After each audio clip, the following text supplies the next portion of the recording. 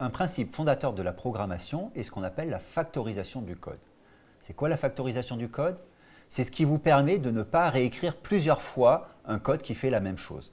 L'intérêt de ça est évidemment de faciliter la maintenance et surtout la qualité de votre code.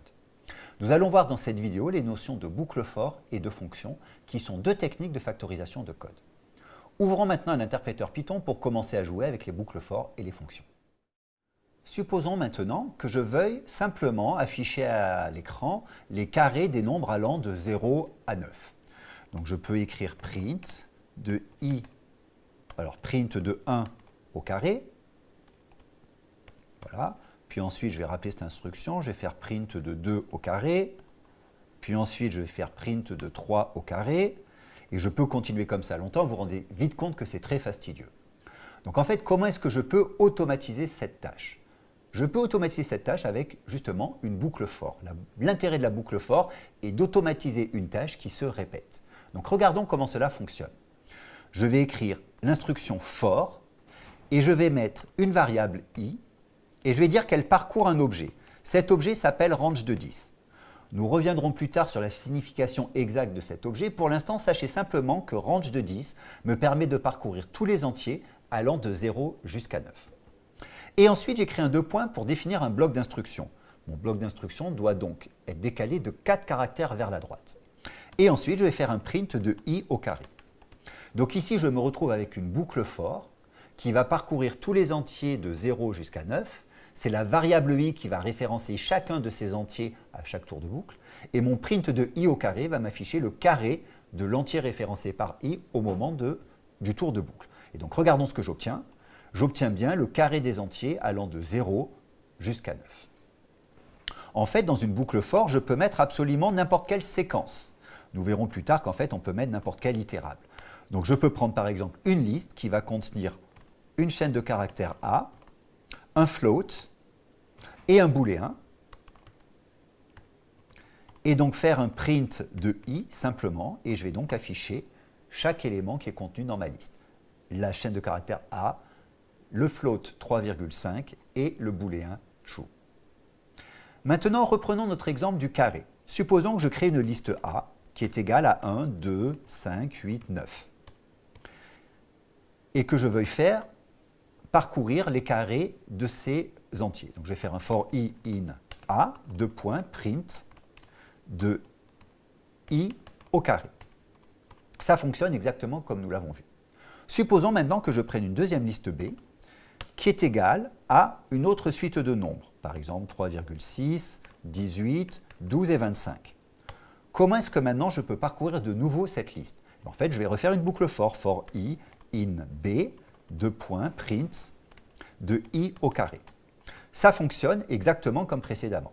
Cependant, vous remarquez quelque chose d'un peu fastidieux, c'est que j'ai deux fois exactement la même boucle for. C'est peu pratique, c'est peu commode de retaper cette boucle for de multiples fois. Une manière de factoriser ce code, c'est d'utiliser ce qu'on appelle une fonction. Une fonction est un morceau de code que l'on peut rappeler n'importe quand. Donc regardons comment implémenter une fonction qui va justement faire cette boucle for. Je vais définir une fonction f. Alors je vais même l'appeler carré, puisque c'est une fonction qui va parcourir les carrés, et je vais lui passer un argument.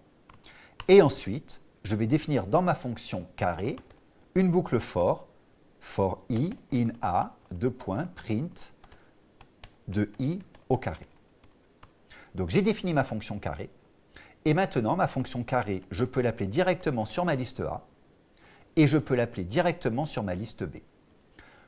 Comment ça fonctionne en fait? Lorsque je définis une fonction avec l'instruction def, je lui donne ensuite un nom, dans mon exemple carré, je pourrais réutiliser ce nom à chaque fois que je veux appeler ma fonction.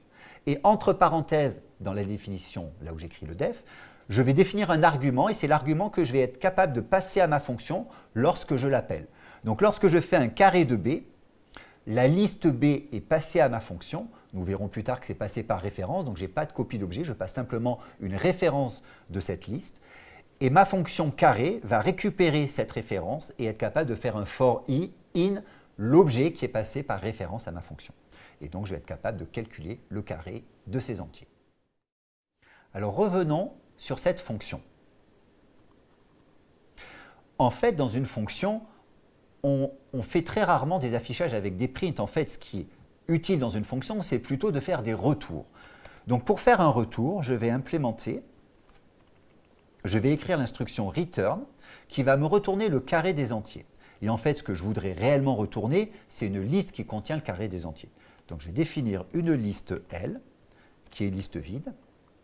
Et à chaque tour de ma boucle, je vais faire un L.append de i au carré.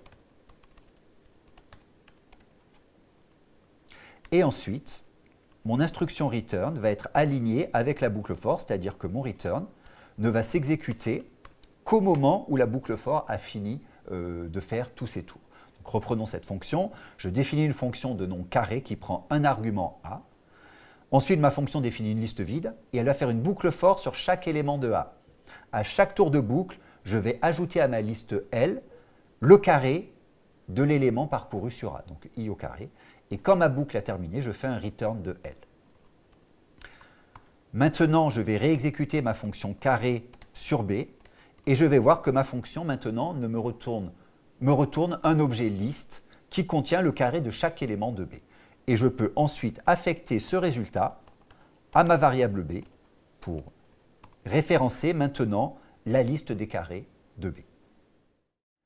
Nous avons vu dans cette vidéo deux notions essentielles à l'écriture de programmes et notamment à la factorisation de code, la boucle for et les fonctions. Nous reviendrons bien évidemment en détail sur ces notions dans de prochaines vidéos, mais avec ces notions, vous pouvez dès maintenant commencer à écrire de vrais petits programmes. À bientôt!